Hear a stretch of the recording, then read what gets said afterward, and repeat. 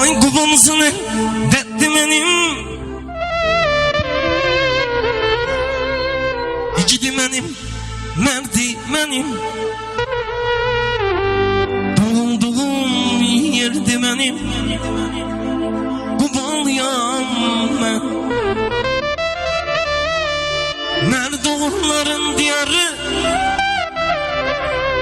Fətəli xanın yadigarı,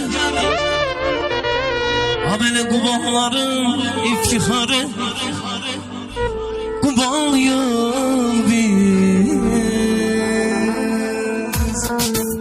Aycan. Milletim var şen Qubanın, Qubanlısısan sen Qubanın, Quban mənimdir mən Quban, Qubanlıyam mən. Çok səfalı təbiyyəti var, qonaq sevən milləti var, millətinin qeyrəti var, Qubanlıyam ben. Qubanızın ənvərdi bizim, igidi bizim, mərdi bizim, doğulduğumuz yerdi bizim, Qubanlıyıq biz. Mərd oğulların diyarı, Fətəli xanın yadigarı, Qubanların iftixarı, Qubanlıyız biz. Allah xoşbəxt eləsin. risk olsun.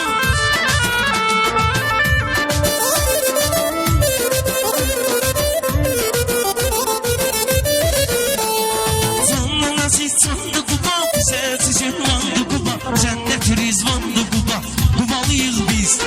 Haqqı deyən doğru biri, bizdə vətənin oğlu biri, gördüyü vasına bağlı biri, Qubalıyıq biz.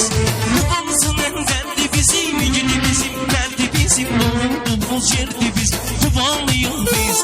Mərd oğulların diyarı, Fətəli xanın yadigarı, Qubanların iftixarı, Qubanlıyız biz.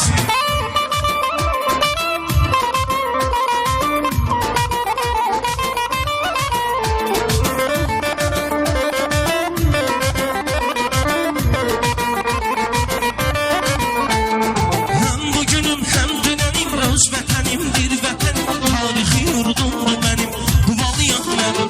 Gözəlliyini seyr edirəm, dərin fikirləri gedirəm, qürür duyub fəxr edirəm, Qubalıyam mən.